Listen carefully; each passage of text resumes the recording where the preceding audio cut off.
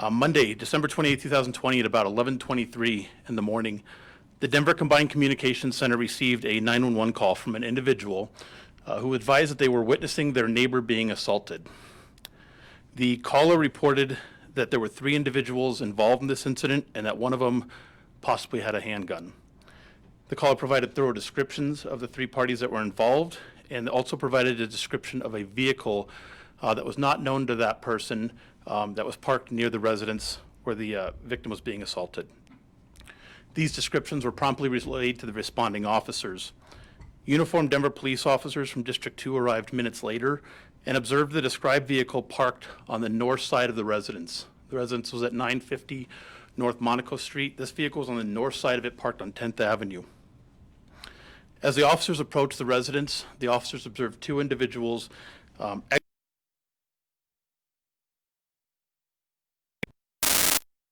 seated in the driver's seat of the previously described vehicle. These individuals all matched the descriptions that were provided by the initial complainant that the officers were given. As the officers approached, the vehicle quickly fled the area. It went eastbound on 10th Avenue and turned southbound on Magnolia Street. That vehicle is still at large, and I'll speak to that a little later. One of the subjects who came out of the house ran eastbound on 10th Avenue towards Magnolia, and a responding uniformed patrol officer was able to take that individual into custody without incident in that immediate area there. The other male who came out of the house was observed holding a handgun in his right hand as he exited the residence. He immediately ran westbound on 10th Avenue towards Monaco Street.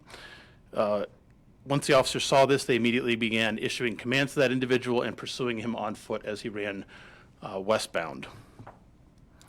The individual with the handgun went into the northbound lanes of Monaco Street in the 1000 block. He was in the number 1 lane, which is the left lane, where he stood in traffic, pointed his handgun at an approaching motorist, and demanded that the vehicle stop. When the driver stopped the vehicle, the male subject proceeded to the driver's side of the vehicle and began trying to open the door while still holding the handgun. The 2 uniformed officers who were pursuing the suspect on foot again issued multiple commands, which he failed to comply with. When the vehicle slowly rolled forward, the subject was exposed and still had the handgun in his hand. The officers were concerned for their safety and the safety of the motorist who was immediately next to the subject, and those officers discharged their weapons at the individual at that point. The subject turned and ran westbound through the large median. There's a very large median between north and southbound lanes of Monaco in that area there. He ran across the median, and while officers were pursuing him, one of the officers witnessed the individual throw the handgun that he previously used to attempt to carjack the vehicle.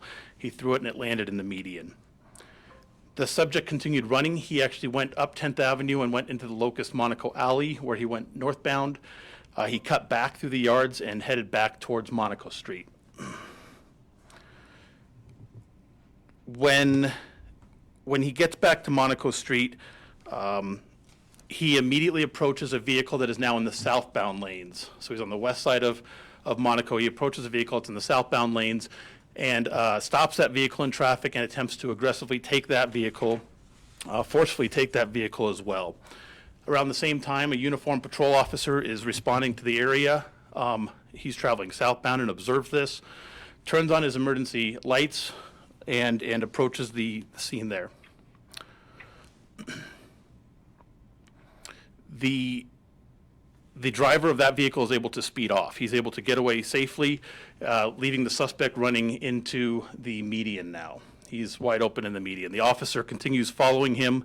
At that point, he's issuing verbal commands and is not getting a response from the suspect. The suspect goes across the large median into what are the northbound lanes of Monaco. The officer was fearful that the individual was going to attempt to steal another vehicle, so to help prevent this, the officer began walking in the roadway to slow traffic behind him. There were 2 vehicles that were parked ahead of or that were stopped on the roadway in lane number 1. All right, Doug.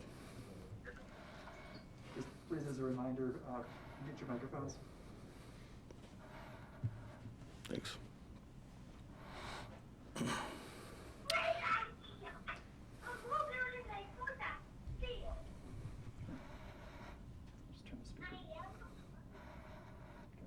Okay, I'll turn this sorry about that back. for the interruption, but we're back now. So he goes into the northbound lanes. Again, the officer is walking intentionally in the roadway to stop vehicles, slow vehicles, and not give him another target vehicle to potentially victimize and steal. There were, however, two vehicles that pulled off onto the left side of the roadway there. The subject rapidly, very quickly approached one of the two vehicles, the rear vehicle. He aggressively opened the passenger door and quickly jumped into that vehicle. The officer was immediately there and ready to engage and interact with the offender at that point.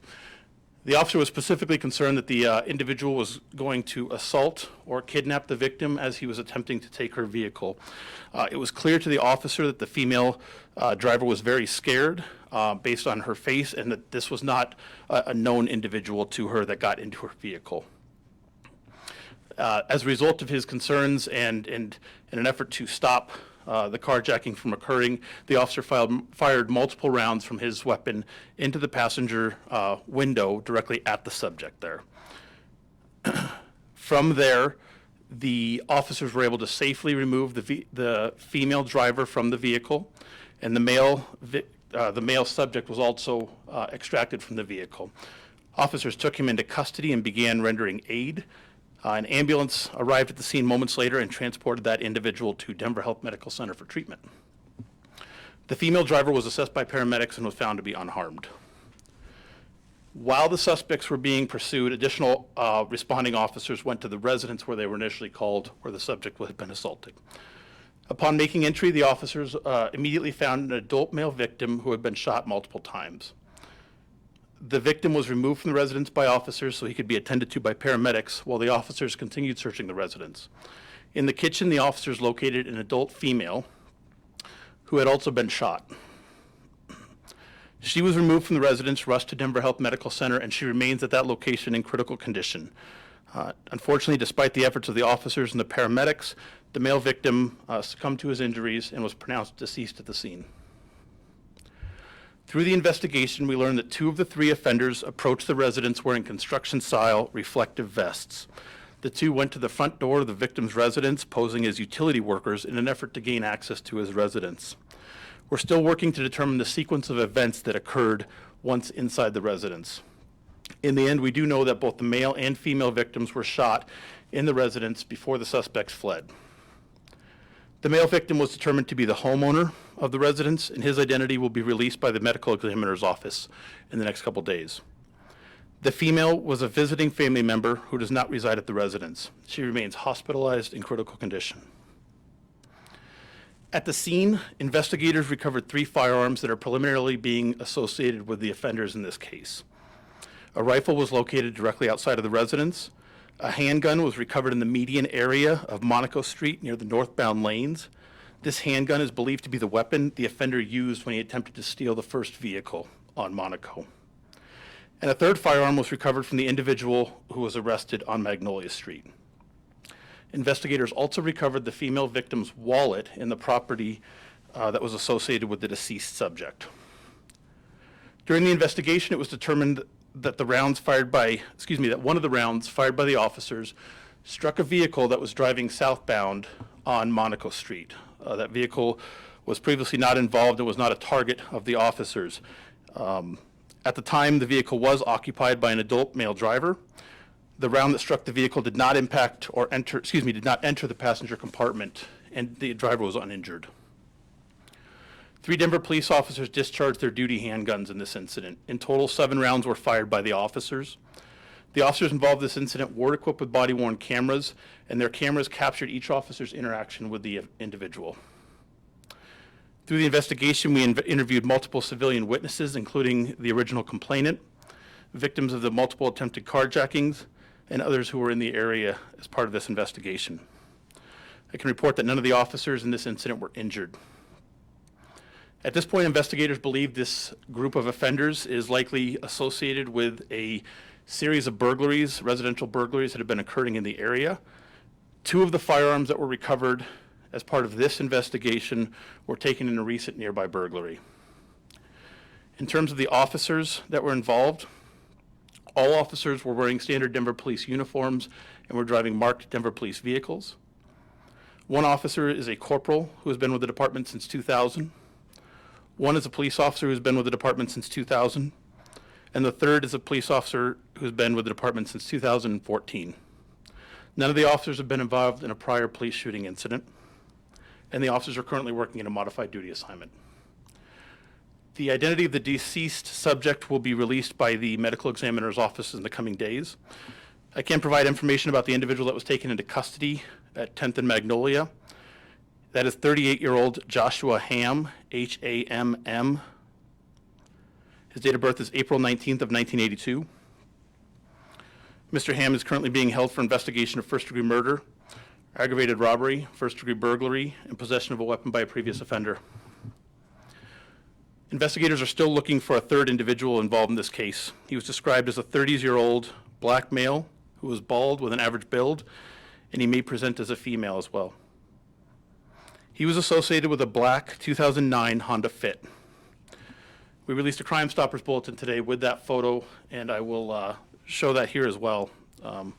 We'd ask that that be released so we can attempt to locate that vehicle and that individual. The investigation of this critical incident is being conducted by the Denver and Aurora Police Departments as well as the Denver District Attorney's Office. These investigations are actively monitored by the Office of the Independent Monitor, which is a civilian entity.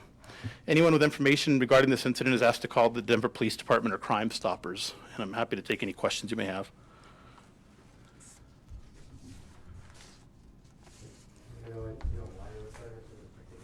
I couldn't hear you, I'm sorry. So why they were trying to enter this home? Is it just a random home, or? We're not certain of why this house or how this house was targeted. In total, how many vehicles did that subject try to, get into? We're aware of 3 at this point. And any of the drivers injured? No, none of them were injured. The 2, he couldn't get into the vehicle. The one he did get into the vehicle, there was no injury. And I do take that back. She had some minor glass injuries from the bullets impacting the window, but she was not struck by the rounds that were fired. I'll briefly put the gun on the screen that we recovered that was associated with the deceased individual as part of the carjacking. This is the condition we found that handgun in the field, and this handgun was stolen in a previous burglary.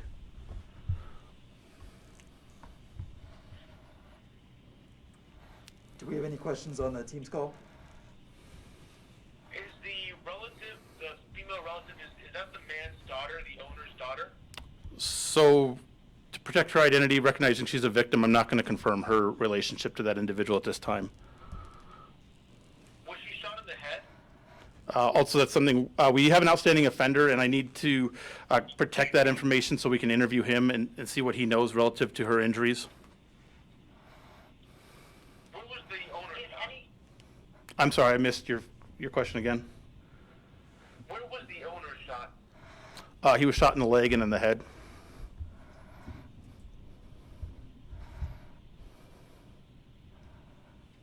Did any of the subjects fire at officers? We don't have any evidence at this point indicating that the individuals fired at the officers.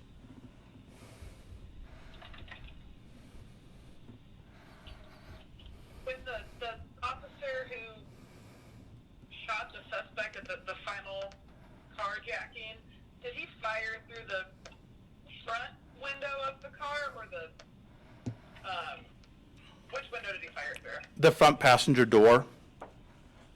Okay. Just to confirm, the person who was killed by the officer did not have a gun on them at the time. They threw the gun away before that, correct? He had thrown that gun away, and we are still looking to search the vehicle, but at this point we have not recovered a second gun associated with that individual.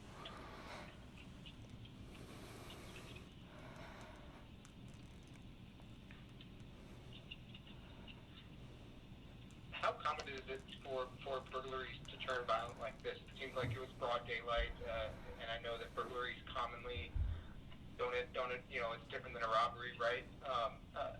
Is this common in this neighborhood or anywhere else to have burglaries turn violent while people are home? No, it's not my experience that they typically turn violent Often a homeowner being present will cause a burglar to move along or try a different target. Is there any evidence that the homeowner or the woman inside tried to defend themselves with a weapon or otherwise? We still need to work with the surviving victim to determine, again, the sequence of events that occurred inside the house. Thank you. Is this a gang-related incident, and did they come in from Aurora? I don't have information on either of those, to answer either of those. There's nothing to indicate this was gang motivated. Why police officers are part of the investigation? I'm sorry, I missed your question. Just wondering why Aurora police officers are part of the investigation, if I heard that correctly. Sure. Why that's the case. Sure, thanks for the question. So as part of the protocol related to the legislative change in 2015, the Denver Police Department works cooperatively with Aurora. That's statutorily mandated, and it provides additional transparency to our investigation. So they co-investigate, much as we co-investigate any incident that would occur in their city with their major crimes division. Is that because it's an officer-involved shooting, or is that just because of the geographic location, or is that because that's just how the agreement is written? It's because it's an intentional discharge of a weapon by an officer, and that's what the 2015 legislation mandated. Okay. Any leads as to where the other suspect could be at right now? I'm sorry, I couldn't hear you. Any leads as to where the suspect could be? The outstanding suspect? We don't. That's why we need help. I'm going to put the picture of the vehicle that we're looking for. That'll be included in the Crime Stoppers bulletin as well. That is the actual vehicle with the offender inside. And so anybody that can help us track that vehicle down, identify the individual, that's the assistance we need at this point.